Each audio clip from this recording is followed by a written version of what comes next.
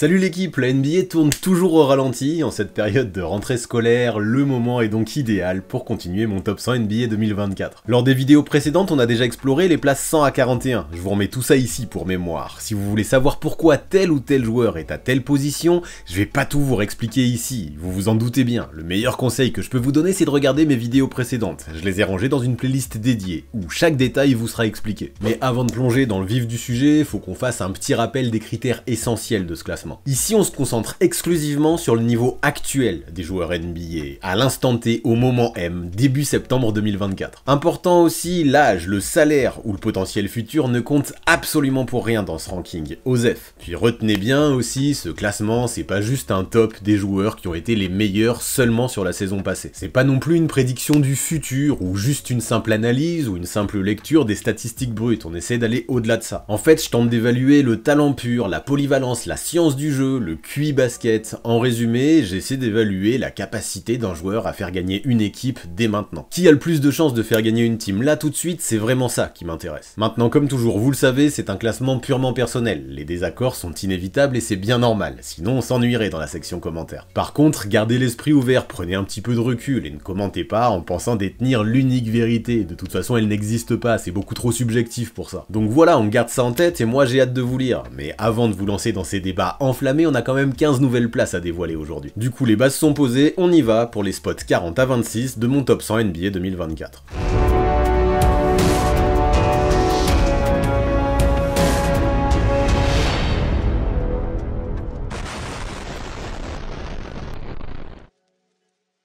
Allez, on commence par la place numéro 40, où l'on retrouve le français Rudy Gobert, qui grimpe de 6 places, lui, par rapport à l'an dernier. Pourquoi cette place 40 ? Le mieux, c'est de rappeler les faits. Gobert, cette saison, a encore une fois montré qu'il était un monstre défensif, en remportant son 4e titre de défenseur de l'année en NBA, égalant ainsi un record historique. Avec ses 2,16 m et son envergure démesurée, il continue d'être un véritable intimidateur sous le cercle. Bien sûr, il met des contres, 2 par match, mais ça je m'en fous limite. Ce que je trouve très fort, c'est comment constamment, il arrive à dissuader les attaquants adverses de s'aventurer dans la peinture. En gros, quand Gobert est sur le terrain, la raquette ça devient une zone interdite pour les attaquants. Maintenant je sais que certains vont le dire, j'ai l'habitude, ok, Rudy défenseur de l'année, mais en contrepartie, notamment en playoff, il se fait totalement défoncer sur les rotations, il se fait complètement exposer sur les switches. Ouais, c'est vrai, mais si en NBA, le critère pour remporter le DPOY était d'être capable de défendre sur Luka Doncic, rendez-vous en compte, aucun pivot ne pourrait plus jamais le remporter. Ce qu'il faut retenir, c'est que même avec cette faiblesse, Gobert reste le défenseur le plus impactant de la ligue. Les statistiques le prouvent, et plus encore, son impact se ressent directement dans les résultats de son équipe. Les Timberwolves ont atteint les finales de conférence la saison passée et le pivot a eu un grand rôle dans ce parcours. D'ailleurs, Minnesota affichait une stat de 16 points par 100 possessions supplémentaires lorsque Rudy était sur le terrain en post-season. Ça montre pas mal de choses. Même si on ne peut pas tout justifier avec les analytics, ça reste quand même un chiffre notable. Maintenant oui, il faut le dire, de toute façon on ne va pas se mentir. En attaque, Gobert reste limité. Son jeu offensif est simple, trop simple, mais il reste quand même un joueur un minimum efficace. Poser des écrans, rouler vers le panier et finir proprement près du cercle, tout ça, il sait le faire. Pas de tir extérieur, pas de move sophistiqué, ça le pénalise, c'est sûr, mais quand même un pourcentage de 66% sur ses tirs, qui parle pour lui. Clairement, il va pas faire gagner sa team en marquant 30 points par match, mais le boulot qu'on va lui demander de faire, il va le faire, et il va le faire très bien. Quoi qu'il en soit, de toute façon, j'en suis conscient à travers les années. Au vu de son jeu offensif qui reste très limité, la critique est facile pour Rudy Gobert. Cependant, sa capacité à ancrer tout autour de lui, la défense d'une équipe qui a quand même fait des finales de conférence, moi ça me parle. Alors au vu de la sécurité intérieure qu'il apporte à cette défense des Timberwolves, je me dis qu'une place 40 pour lui est plutôt cohérente. On passe maintenant à la place 39 où on va retrouver Jamal Murray. La chute de 20 places est violente pour le meneur canadien, mais elle est plutôt justifiée à mes yeux. Et ouais, je dois le dire, peut-être que je m'étais un petit peu enflammé à son sujet il y a un an, après son énorme parcours en playoff avec le Nuggets et le titre qui avait été remporté en 2023. Parce que oui, à la base, ce qui fait de Murray un joueur incontournable, c'est bien l'augmentation de son niveau de jeu en post-season. Sauf que cette année, il a été bien loin de ses standards une fois la régulière terminée. Si sa saison a été plutôt bonne, bien qu'encore une fois il a manqué pas mal de matchs, son adresse de 40% au tir et 31% derrière l'arc en playoff a beaucoup piqué. Et le truc en plus, c'est que ça a pesé lourd dans la balance pour Denver, qui cette fois-ci a échoué au 2e tour seulement. Bien sûr, des blessures ont semblé le diminuer, mais ça aussi, ça devient trop fréquent chez lui, et cette espèce d'incapacité à rester en bonne santé, ça devient un petit peu problématique le concernant. Alors oui, Murray reste un redoutable scoreur, surtout en pull-up et en mid-range, et sa capacité à terminer les actions reste un atout majeur pour les Nuggets. Sauf que, quand on fait un bilan global, ses blessures deviennent une vraie source d'inquiétude. Depuis la saison 2018-2019, il n'a jamais dépassé dépasser les 65 matchs joués en régulière. Bien sûr, il reste un floor général efficace et un tireur très qualitatif, mais si même en playoff maintenant, son corps ne lui permet plus de jouer à son meilleur niveau, perso, ça me pose problème. En résumé, déjà, de toute façon, au vu de son niveau de jeu et du niveau de jeu de son équipe, je ne me voyais pas le sortir du top 40. Mais après une nouvelle saison tronquée par les blessures et des playoffs en demi-teinte, j'avais du mal à l'imaginer ambitionner beaucoup plus que cette position numéro 39. On passe maintenant à la place 38 et Brandon Ingram qui lui perd 8 places par rapport à la saison passée. Pourquoi? Je vous explique. D'abord le positif, et il est important de reconnaître que l'Elite des Pels est un joueur très talentueux. À 26 ans, il possède un arsenal offensif hyper complet, lui qui est capable de scorer de partout sur son demi-terrain. Ses stats de 21-5-6 avec des pourcentages très corrects montrent qu'il est capable de contribuer de manière significative dans la plupart des aspects du jeu, défense y compris. Il utilise parfaitement son corps et sa longueur à son avantage pour performer, tandis que son habileté et son dribble lui permettent largement de défier la plupart de ses vis-à-vis en 1v1. Et pourtant oui, malgré tous ces constats très encourageants, il perd 8 places dans ce ranking. En fait, ce qui me dérange avec lui, c'est qu'il n'arrive pas à passer ce cap qui en ferait un All-Star no-brainer. Oui, il est capable de tout faire, mais il n'y a pas vraiment de domaine où il excelle au point de dominer chaque soir. Aussi fort soit-il en ISO par exemple, le manque d'explosivité de son premier pas lui fait parfois défaut lorsqu'il s'agit de créer la séparation face aux meilleurs défenseurs. Et de plus, ça aussi c'est un problème, encore et encore, Brandon Ingram a manqué beaucoup de matchs la saison passée. Vous l'avez compris maintenant, dans mon top, ce critère est important, et forcément ça le pénalise. Comment espérer faire gagner une équipe quand tu n'es pas sur le terrain? Surtout qu'à côté de ça, sa compatibilité avec Zion Williamson, qui n'est pas souvent là lui non plus, pose encore et toujours question. Bien que les deux joueurs partagent le parquet depuis plusieurs saisons maintenant, Ingram n'a toujours pas réussi à trouver un rôle qui lui permet de vraiment s'épanouir à ses côtés. En gros, oui, B.I. reste un joueur très talentueux, mais ses problèmes de santé et son incapacité à passer un cap, cette espèce de stagnation, ça l'empêche d'être aussi bien classé que ce que je l'avais classé ces saisons précédentes. Alors en attendant de voir si dans le futur, à 27 ans maintenant, il arrive à résoudre ses soucis, je me dis que cette place 38 lui convient plutôt pas mal. Go maintenant la place 37 et Lauri Markkanen qui perd 3 petites places par rapport à l'an dernier. Ce qui lui permet de rester dans le même range grosso modo, c'est avant tout qu'il est toujours un très bon scoreur, très polyvalent. Avec ses 23 points par match et son adresse de 40% à 3 points, il continue de prouver qu'il est l'un des meilleurs 7-footers de la ligue pour ce qui est du tir extérieur. Son rôle de finisseur et de floor spacer dans l'attaque du Jazz est primordial pour l'équipe. Grâce à sa taille, son agilité et sa capacité à prendre des tirs contestés, il est capable de marquer sur n'importe quel défenseur, et ce, avec une fluidité déconcertante. Cependant, malgré toutes ses qualités, son exercice 2023-2024 n'a pas été aussi brillant que le précédent, à l'issue duquel il avait terminé MIP. Même s'il a conservé des statistiques plus que correctes, il a moins pesé, je trouve, sur les résultats de son équipe. Les chiffres sont proches, mais le contexte a changé, l'équipe du Jazz a connu une saison bien plus morose, marquée par une instabilité dans le roster, et une perte d'élan collectif globalement. Difficile de reprocher quoi que ce soit à Markkanen pour ça, mais difficile aussi de dire qu'il a réussi à reproduire une saison de niveau All-Star comme c'était le cas pour la précédente. Et surtout, dans ce contexte, ses limites se sont montrées plus flagrantes. Malgré tout son talent offensif, il reste un passeur relativement limité et un défenseur correct sans plus, qui n'aura pas l'impact suffisant pour bouleverser les schémas offensifs adverses. Pour le moment, je trouve qu'il est difficile d'affirmer que dans une équipe ambitieuse, il apporterait autant sur la table, ne serait-ce qu'en termes de chiffres par exemple. Alors en attendant de voir si sa carrière se poursuivra à Salt Lake City ou pas, pourquoi pas prouver autre chose, je trouve que cette place 37 est plutôt méritée pour lui. Enchaînons maintenant avec la place 36 et Paolo Banchero qui connaît un joli plus 16 par rapport à l'an passé. Parce que ouais, pour sa saison sophomore, Banchero a montré qu'il n'était pas juste un prospect prometteur et tout plein de talent, non. À seulement 21 ans, il a porté le Magic jusqu'au playoff avec une saison impressionnante, avec des moyennes de 23 points, 7 rebonds et 5 passes qui m'ont laissé bouche bée. Et si ces chiffres pourraient presque suffire pour démontrer ce que j'ai à démontrer, ce qui m'impressionne encore plus avec lui, c'est la façon dont il les a obtenus. Banchero en fait c'est un ailier fort avec la taille d'un intérieur mais aussi l'agilité d'un arrière. Il est capable de jouer en puissance en utilisant sa force pour dominer près du cercle, mais il a également dans son arsenal des mouvements bien sophistiqués, notamment un bel éventail de fadeaways et turnarounds qui compliqueront la tâche de n'importe quel défenseur. Cette combinaison de taille, de puissance et de finesse est assez rare et elle fait de lui un joueur assez unique en son genre finalement. J'ai apprécié aussi que le rookie de l'année 2023 ait largement amélioré sa capacité à jouer pour les autres, à shooter à 3 points et même à switcher un petit peu en défense afin de devenir un joueur de plus en plus polyvalent. Et quand on voit que malgré l'échec d'Orlando au premier tour en 7 matchs face à Cleveland, il a encore amélioré ses stats et son impact, on comprend de mieux en mieux pourquoi il connaît un tel bond dans mon ranking. Maintenant, encore heureux en fait, à 21 ans, il existe encore de nombreux points d'amélioration dans son jeu. Sa sélection de tir n'est pas toujours parfaite et sa régularité en pâtit, tandis que d'autres fois il force un peu trop en ISO, ce qui le pousse à commettre pas mal de pertes de balles qui me semblent assez évitables. De plus, malgré de bons outils défensifs, sa concentration et sa discipline de ce côté-là du terrain restent assez aléatoires dans cette équipe d'Orlando qui a fait de la défense justement sa force la saison passée. Maintenant, rien d'inquiétant, hein, et manquer de maturité ou de discipline à 21 ans maintenant c'est juste normal. Je suis assez persuadé qu'il va se développer très vite sur ces aspects, alors en attendant de voir si ça a lieu, cette place 36 me paraît plutôt cohérente. On arrive à la place 35 maintenant de mon top 100 NBA 2024 où on retrouve Pascal Siakam qui chute de 10 places par rapport à l'an dernier. Cette saison, même en changeant d'équipe en cours d'exercice, il a encore prouvé qu'il était l'un des joueurs les plus complets de la NBA. Avec des statistiques de 22 points, 7 rebonds et 4 passes par match, sa grosse énergie, sa taille et sa longueur, il est capable d'être une menace constante des deux côtés du terrain. Et puis, il ne faut pas sous-estimer sa capacité à rester en bonne santé. Seulement 2 matchs manqués cette saison. Pour moi, c'est important. Mais si Siakam descend un petit peu dans mon classement, c'est en grande partie parce que je trouve qu'il y a pas mal d'éléments dans son jeu qui manquent encore de fluidité. Ses drives au panier, bien que puissants et souvent efficaces, ne sont pas toujours les plus élégants ou les plus imprévisibles. Siakam, malgré ses 30 ans, reste un joueur assez brut, qui mise avant tout sur son corps, plus que sur sa science du jeu, et malgré des progrès au tir extérieur, il est encore loin d'être un sniper. En playoff, malgré le super parcours d'Indiana jusqu'au final de conférence, sa réussite à moins de 30% derrière la ligne a parfois fait un peu tâche. De plus, même si son association avec Tyrese Haliburton est prometteuse, on a pu sentir à plusieurs reprises que la mayonnaise n'avait pas encore tout à fait pris. Maintenant tranquille, même s'il perd 6 places, le Camerounais a quand même réalisé une saison digne de son niveau, et en plus il l'a fait dans une équipe des Pacers bien plus ambitieuse que les Raptors de ces dernières années. Sa baisse dans mon classement n'est pas un signe de régression majeure, mais plutôt une conséquence du fait que d'autres joueurs, cette année, ont montré une capacité à faire gagner leur équipe d'une manière plus marquée et plus régulière. À lui maintenant de montrer qu'il est capable de devenir à Indiana, comme il était à Toronto, un vrai game changer sur le terrain. Et en attendant de voir si ça va venir, cette place 35 me semble au moins bien souligner son impact et sa polyvalence.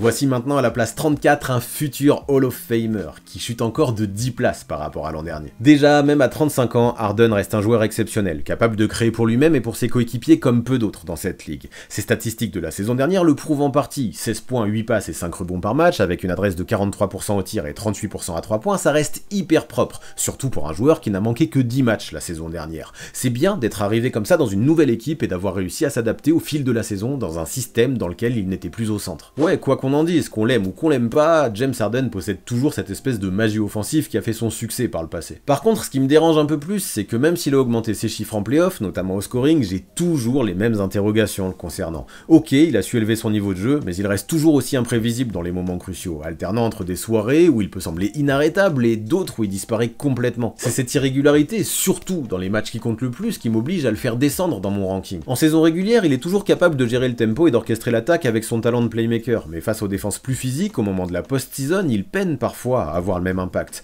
Il est aussi un joueur qui a beaucoup besoin de porter le ballon pour être efficace, ce qui peut poser problème quand il doit partager la gonfle avec d'autres stars, comme c'était le cas justement chez les Clippers la saison passée. Et même sa défense, même si je pense pas qu'elle soit aussi catastrophique que certains veulent bien le laisser penser, bien sûr, il est loin d'être un lockdown. Par contre, en gros, ouais, le barbu reste toujours un ancien MVP, dont le simple talent permet à faire gagner des matchs de temps en temps, sauf que son irrégularité et son imprévisibilité dans les moments les plus cruciaux de la saison m'empêchent de le faire monter ou même de le laisser dans le même range que l'an passé. Donc ouais, les années passent pour lui, plus de top 30 et ses performances en dents de scie, notamment au moment des playoffs, ne me laissent que peu optimiste pour la suite. En tout cas, dans ce classement d'aujourd'hui, elle pèse assez lourd dans la balance. La suite avec la place 33 et Dejounte Murray qui gagne 11 places par rapport à la saison passée. J'imagine qu'au premier abord ça peut surprendre vu la grosse médiocrité des Hawks ces derniers temps. Pourtant, à mes yeux, ce qu'a montré l'arrière la saison passée, surtout en fin de saison, a fait partie des meilleures choses qu'a connu la franchise récemment. D'abord, les stats sont très solides, plus de 22 points, 5 rebonds et 6 passes, c'est du lourd, mais là où il se distingue vraiment, c'est par son impact des deux côtés du terrain.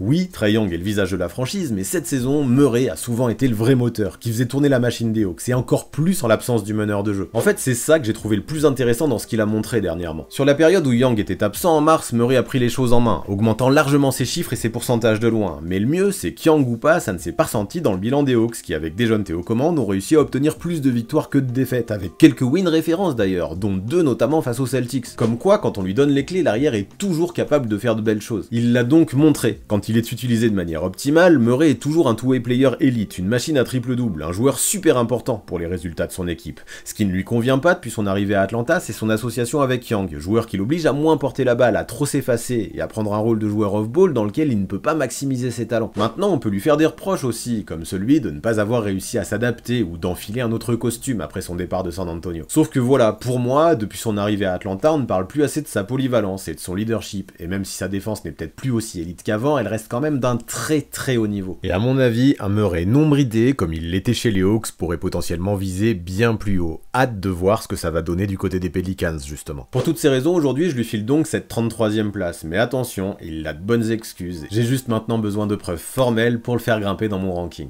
Allez, place numéro 32 pour Damian Lillard qui chute de 17 places par rapport à l'année dernière. Pour un joueur de sa trempe, c'est une grosse descente, mais pour moi, elle n'est pas due au hasard. Mais allez d'abord, le bon côté des choses. À 34 ans en 2024, Lillard reste un des joueurs les plus clutch de la ligue. Avec le sang-froid qui coule dans ses veines, il est tout à fait en mesure de faire basculer un match dans le Money Time. Lors de cette saison mouvementée à Milwaukee, où il a dû apprendre à évoluer comme une option 1 bis à côté de Giannis, il a réussi à conserver ce gène clutch en lui, ce qui est très positif. Ses performances en playoff, bien que limitées à seulement 4 matchs, ont d'ailleurs été impressionnantes, lui qui a tourné à plus de 31 points de moyenne, à plus de 41% de réussite derrière l'arc. Ce genre de statistiques rappelle à quel point Dame peut être un facteur X, même dans une situation difficile. Mais parlons justement de cette situation difficile qui exprime cette baisse dans mon ranking. Le début de son aventure à Milwaukee n'a pas été celui qu'on attendait. D'abord, avec son arrivée, la défense des Bucks a pris un sévère coup dans l'aile, et bien que la responsabilité ait été en partie attribuée au coach Adrian Griffin de façon méritée, certains fans ont très rapidement regretté le départ de Jrue Holiday. Surtout que offensivement, là où Dame aurait pu faire la diff et booster les Bucks, tout a été loin d'être parfait également. Ses chiffres et ses pourcentages n'ont pas vraiment été à la hauteur de ce qui était attendu de sa part. C'est ça qui est compliqué, alors qu'avec lui les Bucks auraient dû lutter pour le titre, cette année encore ils n'ont pas réussi à passer un tour de playoff, et même si l'absence de Giannis a forcément pesé, force est de constater que Dame n'a pas réussi à porter son équipe comme les fans auraient espéré qu'il le fasse. D'ailleurs lui aussi semblait diminuer en post-season, et il n'a pas pu être en tenue à tous les matchs. Ça fait 3 ans qu'il connaît pas mal de blessures, l'âge commence à se faire sentir chez lui, et c'est indéniable, son prime est de plus en plus loin. Tout ça, ça explique cette baisse dans mon ranking, mais attention, je refuse de l'enterrer trop vite. Cette première saison à Milwaukee a été synonyme de pas mal de turbulences, et évidemment ça ne l'a pas aidé.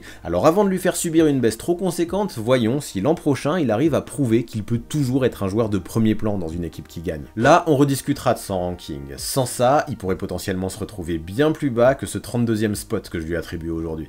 Allez, place à Bam Adebayo maintenant, moins 8 pour lui cette année. Ça peut paraître sévère parce qu'il reste l'un des piliers du 8, l'un des meilleurs défenseurs en NBA. Ce qui le rend si spécial de ce côté-là du terrain, c'est sa capacité à être efficace absolument sur tous les postes. Sur les petits gabarits, lorsqu'il y a besoin de sortir sur les arrières, il est probablement le big man le plus à l'aise de la NBA. C'est un luxe assez incroyable pour le 8, dans un basket moderne qui switch constamment. Surtout qu'offensivement, même s'il présente quelques failles, il n'est pas non plus une totale fraude. Bien qu'il ait toujours autant de mal à s'écarter, peu à peu, il développe un petit mid-range efficace. Le truc, c'est que même s'il commence un petit peu à prendre sa chance à 3 points avec des pourcentages plutôt corrects en plus, ça reste trop rare, et bien souvent, les défenses le considèrent comme inoffensif, et font l'impasse sur lui au périmètre. Le jour où Bam sera en mesure d'apporter un vrai spacing à son équipe, à mon avis, il franchira un vrai cap. Maintenant, ça va, on parle quand même d'un joueur capable de pondre un gros double-double tous les soirs, de défendre fort et même de délivrer quelques passes, mais à côté de ça, ça s'est vu aussi. Quand Butler n'est pas là, Adebayo peine à prendre les rênes de l'équipe, et dans ces moments, ses limites offensives se ressentent pleinement. Son incapacité à créer son propre tir le pénalise un peu, et je ne l'imagine absolument pas option 1, même s'il reste un bon finisseur. Mais allez, peu importe, au final, sa défense est tellement bonne qu'une place 31 ne me semble absolument pas volée pour Bam Adebayo.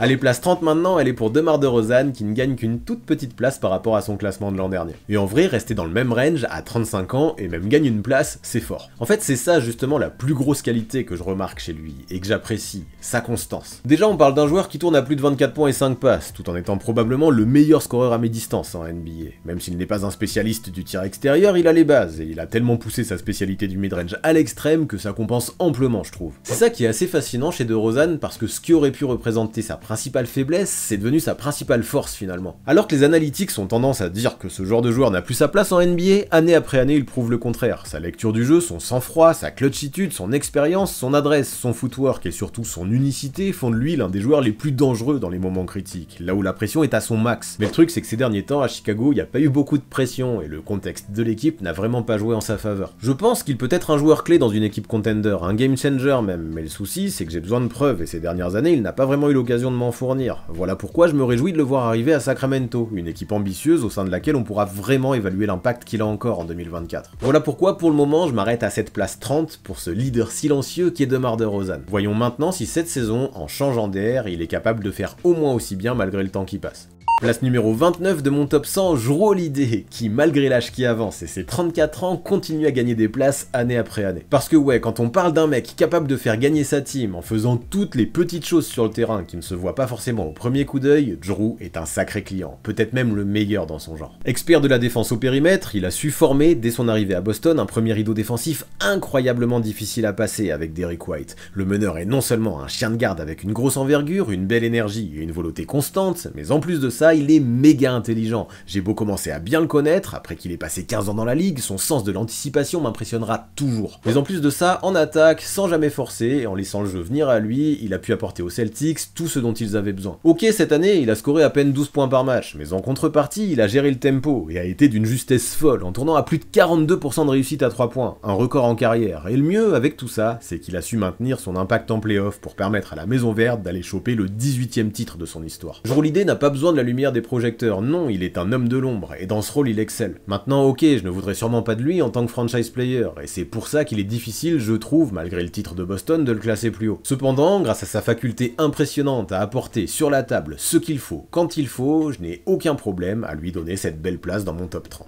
En avant pour la place 28 maintenant, avec Tyrese Maxey qui connaît une explosion monumentale de plus 40 places par rapport à la saison dernière. Et pour cause, à Philadelphie, après le départ de James Harden, l'arrière a tout explosé la saison passée. Ouais, on parle ici d'un joueur qui, à seulement 23 ans, s'est affirmé comme un atout indispensable pour sa team, au point de décrocher cet été un contrat max bien mérité. Faut dire aussi que sa saison à 26 points et 6 passes avec des pourcentages exceptionnels, au vu de la difficulté des tirs qu'il prend, a largement marqué les esprits, et c'est normal. Il est un vrai dynamiteur et son style de jeu rafraîchissant a fait beaucoup de bien, je trouve, la saison passée à ses Sixers. Le mec joue toujours pied au plancher, il peut scorer dans toutes les positions, toutes les situations, que ce soit en transition, sur jeu placé ou en sortie de pick and roll. Sa capacité à s'arrêter net pour dégainer en pull-up à toute vitesse à 3 points a déjà fait de gros dégâts, et jamais il n'a peur de prendre ses responsabilités dans les moments chauds. En plus de ça, alors que j'avais pas mal de doutes à ce sujet-là, je me rappelle, il y a encore un an, il a pu s'imposer comme un playmaker relativement assez fiable. Et ce qui est encore plus fou, c'est qu'il a augmenté tous ses chiffres au moment des playoffs. Maintenant ok, quand Embiid a été absent, il n'a pas non plus supporté sa team vers la victoire suffisamment régulièrement, ce qui le place quand même un cran en dessous des superstars de cette ligue. De plus, parfois on le sent, il manque encore d'expérience dans ses prises de décision, lui qui clairement est un joueur que l'on peut considérer comme tout feu tout flamme, et qui parfois a encore un petit peu de mal à se canaliser. Mais peu importe, je n'ai aucune envie de lui reprocher sa fougue, parce que c'est ça aussi qui fait sa force. Alors pour avoir réussi en à peine quelques semaines à faire complètement oublier James Harden dans les travées du Wells Fargo Center, je lui donne cette place 28 et je trouve qu'il la mérite bien. Vous l'attendiez sûrement avec beaucoup d'impatience, le voici enfin, Victor Wembanyama et sa place 27, qui va sûrement faire débat, je le sais. Mais ouais, je répète sans cesse dans ce top que le critère numéro 1, c'est d'être capable de faire gagner une équipe. Pourtant, les Spurs ont terminé leur saison avec seulement 22 wins, il y a sûrement quelque chose qui cloche pour beaucoup d'entre vous, et pourtant, moi je trouve que pas tant que ça. Qu'on le veuille ou non, Wemby est déjà un franchise player, des deux côtés du terrain, même dans une équipe qui perd. Et finalement, ça me semble assez logique qu'un franchise player de ce type soit devant certains qui ne performent qu'en attaque, et même devant la plupart des lieutenants ou des options 2 classées derrière lui. Parce que ouais, un truc dont je suis persuadé, c'est que s'il est associé à une star meilleure que lui, comme la plupart des joueurs dont j'ai parlé jusque-là dans ce ranking, croyez-moi, sa team va choper bien plus que 22 wins. Le contexte est essentiel dans ce genre de classement, et c'est ce qui le rend si compliqué à produire, et si subjectif. J'adore en vrai, mais vous, je comprends que vous ne compreniez pas forcément tout le temps. Mais si vous avez encore des doutes concernant Wembanyama, mon but est de vous convaincre, alors je vais vous parler des chiffres pour commencer. Pour sa première saison en NBA, le français a tourné à plus de 21 points, et plus de dire bon, un gros double-double qui déjà le place dans une catégorie de joueurs à part.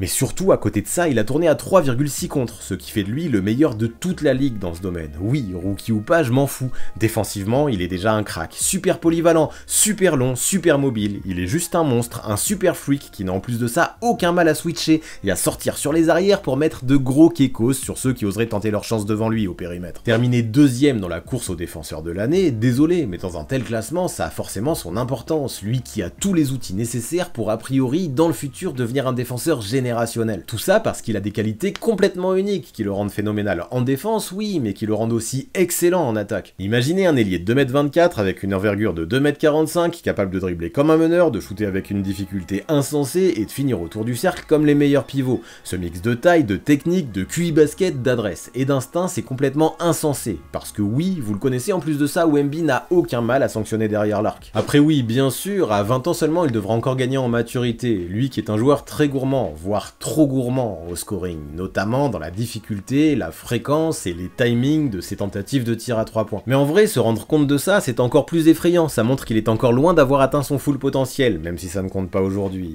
Du coup, la vraie question pour moi, ce n'est quand même pas pourquoi Wemby apparaît-il déjà à la place 27, c'est plutôt à quand le top 10 le concernant. Alors j'essaie de ne pas m'enflammer, hein, mais au vu des débuts tonitruants qu'il a fait des deux côtés du terrain, je me dis que ça pourrait arriver très vite, même si pour ça, il faudra absolument que les Spurs remportent plus de victoires. Allez, on termine cette vidéo avec la place 26 et c'est Karl-Anthony Towns qui se hausse à cette position et qui gagne même 7 places par rapport à la saison passée. Et ça, je pourrais aussi comprendre que ça puisse surprendre parce que chez les Wolves, ce n'est plus lui le leader. Mais peu importe, parce que Kat c'est d'un intérieur ultra moderne, l'un des meilleurs de la ligue quand il s'agit de planter des tirs de loin. Ses stats 2023-2024 sont là pour le prouver. Plus de 21 points et 8 rebonds à 40% derrière l'arc, c'est méga propre. Ces chiffres montrent clairement qu'en tant que big man, il a du talent offensif plein les mains. En plus de ça, il a su relativement rester en bonne santé cette saison, ce qui n'a pas du tout été le cas pendant les saisons d'avant. Mais surtout, il y a un aspect de son jeu que j'ai trouvé particulièrement intéressant à observer, c'est sa capacité à s'adapter, enfin. Après une première année difficile au poste 4 aux côtés de Rudy Gobert, il a su trouver sa place, notamment en prouvant à la surprise de pas mal d'observateurs, moi y compris, qu'il pouvait être un très bon défenseur.